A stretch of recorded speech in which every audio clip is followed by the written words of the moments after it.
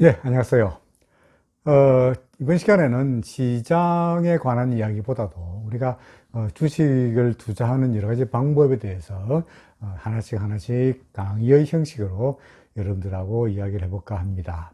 먼저 첫 시간입니다. 주제가 뭐냐? 저는 사실은 어떤 주제로 이야기를 내내야 할까 생각하고 있냐니까 주식 투자에서 이 매도하는 방법에 대해서 이야기를 해볼까 합니다.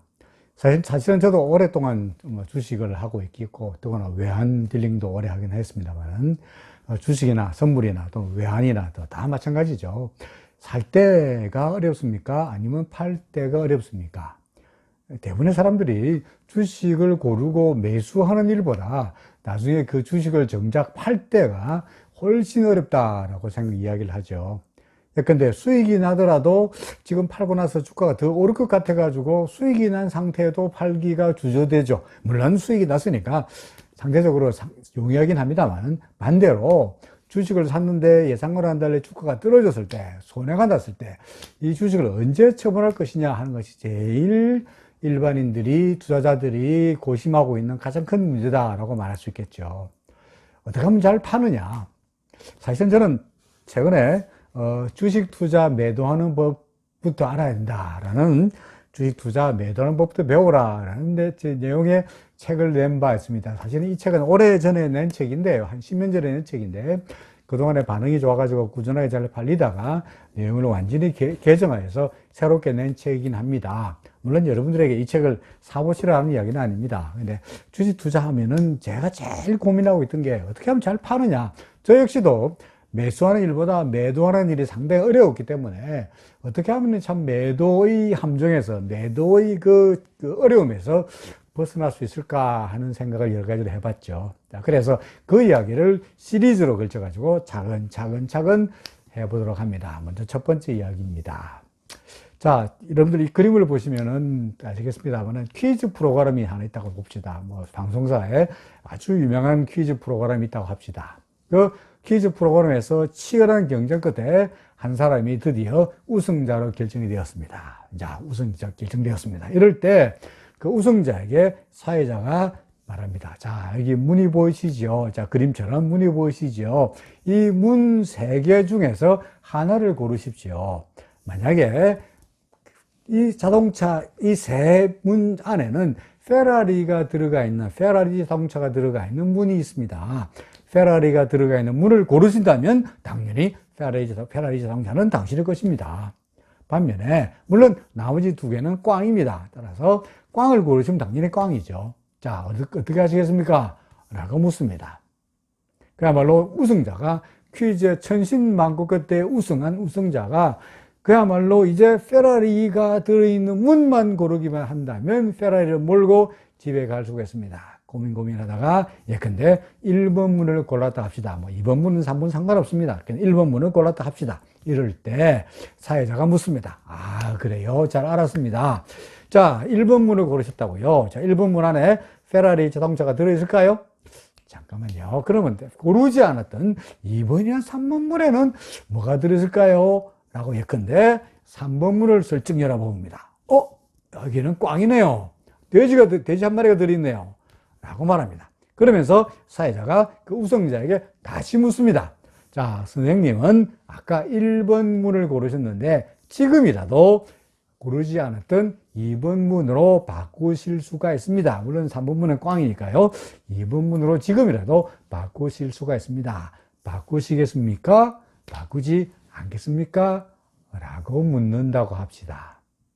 어떤 상황인지 이해하셨죠? 자, 여러분이 예컨대 우승자가 되어서, 퀴즈 우승자가 돼서 앞에 나갔는데 사회자가 문 세 개 중에 하나를 고르라 그래요. 그래서 하나 골랐어요. 그랬더니 사회자가 이 비밀번호 놈이 그 문을 바로 열어 보여주지 않고는 옆에 있는 문을, 고르지 않은 문을 보여주면서 아, 이거는 꽝인데 나머지 두 개 중에 하나에서 페라리가 있을 텐데 지금이라도 바꾸셔도 됩니다 라고 한다면, 여러분들이라면 바꾸시겠습니까? 바꾸지 않겠습니까? 라고 물어보신다면 여러분들은 어떻게 하시겠어요?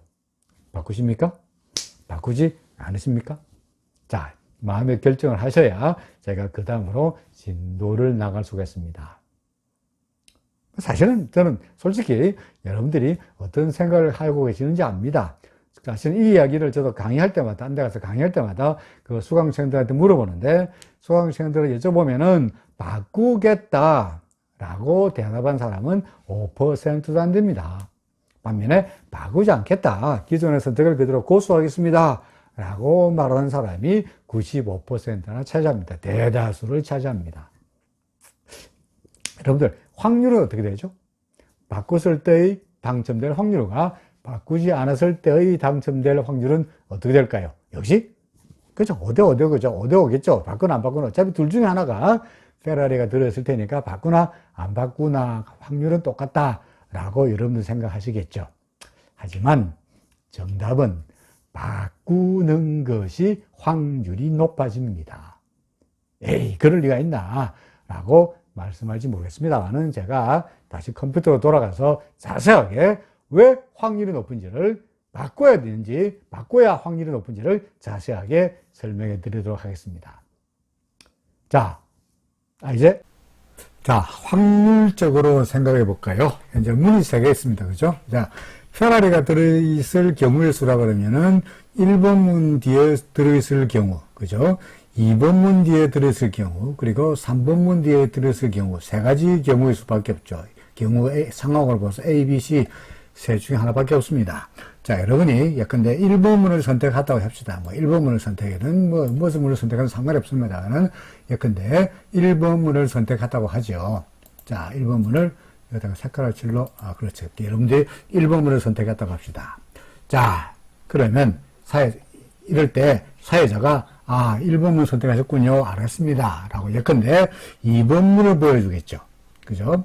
2번 문 보여주면, 여기는 꽝이네. 라고 하면서, 자, 지금이라도 1번 문 선택했던 걸 갖다가 다른 쪽으로 바꾸셔도 됩니다. 라고 했을 때, 바꾸면 어떻게 됩니까? 그렇죠. 꽝이죠. 그죠? 자, 맞습니까? 자, 두 번째 케이스입니다. 이번에 페라리가 2번 문 뒤에 숨어 있습니다. 여러분들은 1번 문을 선택했습니다. 사회자가 묻습니다. 그렇군요. 1번 문을 선택하셨군요. 자, 그런데 다른 문에는 뭐가 들었을까요? 사회자가 2번 문을 열어 보여줄 리는 없죠. 없죠. 당연히 2번 문 뒤에 페라리가 들어있으니까 3번 문을 열어 보여주면서, 이건 꽝이네. 그러면서 지금이라도 1번 문을 2번 문으로 바꾸셔도 됩니다. 라고 말합니다. 여러분들이 바꾸면 어떻게 되죠? 그렇습니다. 페라리를 가지고 집에 갈 수 있습니다. 자, 세 번째 케이스입니다. 이번엔 페라리가 세 번째 문 뒤에 숨어 있습니다. 여러분들은 1번 문을 선택했습니다. 사회자가 묻습니다. 1번 문 선택했군요. 다른 문에는 뭐가 들었을까요? 자, 이번에는 당연히 2번 문을 열어 보여줄 겁니다. 2번 문 여기는 꽝이네요. 지금이라도 바꾸셔도 됩니다. 바꾸시겠습니까? 1번 문에서 3번 문으로 바꾸면 결과가 뭐죠? 그렇습니다. 페라리를 가져갈 수 있습니다. 결과적으로 봐서 이 세 가지 페라리가 1번 문 뒤에, 2번 문 뒤에, 3번 문 뒤에 숨어 있을 때, 여러분들이 당초의 선택을 바꿨을 때 당첨될 확률은, 그렇죠, 3번 중에 2번입니다. 3분의 2입니다. 만약에 바꾸지 않았을 때 당첨될 확률은 3분의 1이죠.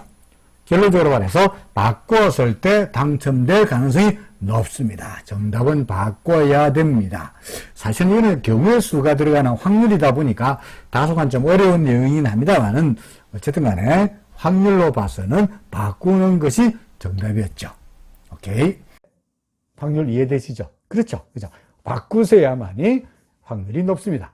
자, 근데 솔직히 말씀드려서 저도 그렇고 여러분도 그렇고, 지금 페라리가 왔다 갔다 하는데 앞에 나갔는데 문 3개 중 하나 골라라 그러는데, 그때 가서 언제 확률을 계산합니까? 그죠? 어렵잖아요. 그래서 누구나 다 확률은 바꾸나 안 바꾸나 확률이 50대 50이라고 그러니까 확률이 50대 50이 아닌지를 우리 알고 있긴 합니다만은, 그럼에도 불구하고 오케이, 확률은 50대 50이라고 치자요. 그죠? 확률은 50대 50입니다. 문제는 확률이 50대 50이라고 모든 사람이 다 생각한다면, 이게 이제 사실은 제가 말하고자 하는 키포인트인데, 제가 어디 가서 강의를 하든 또는 여러분들에게 제가 여쭤보았듯이 여러분들은 바꾸지 않겠다의 절대 다수가 손을 듭니다.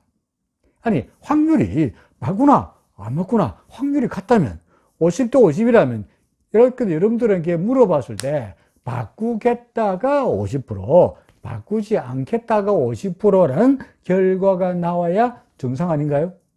하지만 제가 강의를 하더라도 어디 가더라도 수강생 중에 바꾸겠다, 바꾸지 않겠다의 비율이 5대5가 나오기는 그냥 바꾸겠다는 5%도 안 나오고 바꾸지 않겠다가 95%나 된다는 이야기죠. 왜? 사람들은 바꾸지 않고 기존의 선택을 고수하고자 하느냐. 이걸 제가 여러분들에게 말씀드리고자 하는 겁니다. 자, 한 5분 전으로 돌아가서 여러분들에게 여쭤보았을 때 여러분들은 바꾸지 않겠다의 손을 들었습니다. 뭐가 두려웠던 거죠? 뭐가 겁이 나서 기존의 선택을 그대로 고수하겠다고 생각하신 겁니까? 자, 이 세 가지 케이스 중에서 1번문과 2번문과 3번문의 케이스 중에서 어떤 경우가 가장 최악의 경우죠? 그렇습니다. 물론입니다. 1번 문 뒤에 페라리가 숨어 있는데 여러분들이 1번 문을 잘 선택했습니다. 그런데 사회자가 자, 지금이라도 바꾸셔도 됩니다 라고 말했을 때 그 말에 속아서 1번 문을 선택했던 당초 선택을 버리고 2번 문을 선택했을 때가 최악의 경우죠. 그죠? 여러분들은 1번 문을 선택을 그대로 고수했더라면 나중에 집에 갈 때 멋진 페라리 자동차를 몰고 집에 갈 수 있었겠습니다만은 하필이면 그때 바꾸는 바람에 페라리 자동차는 허공에 날아가고 여러분들은 더덜더덜 버스를 타고 지하철을 타고 집에 돌아가야 됩니다. 자, 집에 가면은 잠이 올까요? 옵니까? 아마도 7박 8일 동안 여러분들이 손에 들었다가 여러분들이 발로 차버린 페라리가 눈에 아른거려서 잠이 오지 않을 겁니다. 길에 나와서 자동차를 보더라도 자동차만 보면은 손에 들었다가 나갔던 페라리가 생각이 나서 정말 후회에 막심할 겁니다. 인간의 후회는요, 인간의 심리에는 심리학적으로 봐서 두 가지 종류의 후회가 있습니다. 하나가 작위 후회라는 게 있고요. 또 하나가 부작위 후회라는 게 있습니다. 작위 후회가 뭐냐? 어떤 행동, 작위에 대한 후회입니다. 아, 내가 그거 왜 했지? 가 작위 후회입니다. 반면에 부작위 후회는 어떤 행동을 하지 않은 데 대한 후회예요. 아, 내가 그거 왜 안 했을까? 할 걸 하는 게 부작위 후회입니다. 자, 여러분 생각에 작위 후회가 강력해 보입니까? 부작위 후회가 강력해 보입니까? 그렇습니다. 작위 후회가 압도적으로 강력합니다. 아, 내가 그거 왜 했을까? 자신의 행동, 이껏 했던 에너지를 가지고 했던, 에너지를 취하고 들여서 했던 그 행동이 나중에 엄청난 후회를 가져오는 거죠. 그러니까 여러분들은 자기 후회가 훨씬 강력합니다. 그러다 보니까 사람들은 본능적으로 자기 후회가 강력하다는 사실을 알고 있다 보니까 인간은 스스로 일부러라도 자기 후회할 짓을 안 하는 거죠. 기존의 선택을 고수하는 겁니다. 아까 페라리 문제에서 여러분들은 1번 문을 선택하겠다는 선택을 고수했습니다. 뭐가 무서웠던 거죠? 혹시라도 내가 선택한 문을 바꿨을 때 원래 당초 오리지널 문에서 페라리가 나오면 어쩌노? 그게 무서웠던 거죠. 무슨 후회입니까? 자기 후회입니까? 부자기 후회입니까? 자기 후회. 왜 바꿨을까? 이게 고통스러운 겁니다. 아니, 우리 주식 이야기 한다고 그러놓고 왜 심리학 이야기를 하고 있느냐라고 말씀할지 모르겠습니다만은 이게 바로 사실은 우리의 주식 매도와도 관련이 있습니다. 예를 들어 어떤 주식을 샀다고 합시다. 뭐 할까요? 근데 뭐 삼성전자. 근데 한 5만 원 전에 샀다고 합시다. 근데 삼성전자 살 때만 하더라도 올라갈 줄 알았는데 이 비룡을 삼성전자가 물론 그렇지 않겠습니다만 5만 원 5천 원에 산 게 5만 4천 원, 5만 3천 원, 5만 2천 원 점점 떨어진다고 합시다. 환장하겠죠. 그래서 5만 원이 되었을 때 도저히 견디지 못하고 이제는 눈물을 머금고 5만 원에 팔려고 홈 트레이딩 시스템에서 컴퓨터에서 매도 주문을 누르려고 하는 순간 여러분 머릿속에서 뭐가 싹 지나갑니까? 그렇죠. 주식 투자하는 사람들의 겪는 최악의 시나리오가 뭐냐? 5만 5천 원에 삼성전자 5만 원에 눈물을 머금고 팔았더니 그 다음 날 5만 4천 원 되고 그 다음 날 5만 6천 원 되고 그 다음 6만 원 돼버리면 아 내가 5만 원에 왜 팔았을까? 후회되죠. 무슨 후회입니까? 작위 후회입니다. 인간은 자기 후회가 무서운 거예요. 자기 후회가 두려운 거예요. 자기 할 일이 두렵다 보니까 여러분들 어떻게 합니까? 5만 5천 원에 산 삼성전자 5만 원에 팔지 못하고 하루만 더 기다려보자 라고 매도 주문을 슬쩍 거둬드립니다. 그 다음날 4만 9천 원 되었습니다. 아, 후회스럽죠. 어제 5만 원에 팔 걸 하는 후회가 됩니다. 하지만 어제 팔지 않았던 행동에 대한 후회, 무슨 후회입니까? 부작위 후회죠. 자기 후회가 강력합니까? 부작위 후회가 강력합니까? 작위 후회가 강력합니다. 어제 팔지 않은 부작위 후회가 후회되는 것이 아니라 여러분들 뭐가 더 강력하냐니까 옛날에 내가 5만 5천 원에 삼성전자 왜 샀을까? 그게 후회스러운 거예요. 그 행동이 후회스러운 거예요. 맞습니까? 그래서 5만 원에 못 팔고 4만 9천 원에 못 팝니다. 그 다음날 4만 8천 원, 4만 7천 원 주가가 더 떨어집니다. 도저히 안 되겠습니다.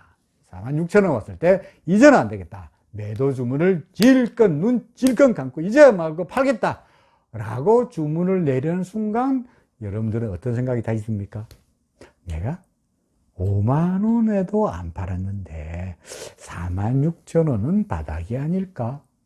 어떻게 합니까? 하루만 더 기다려보자 라고 또 매도 주문을 거둬드립니다.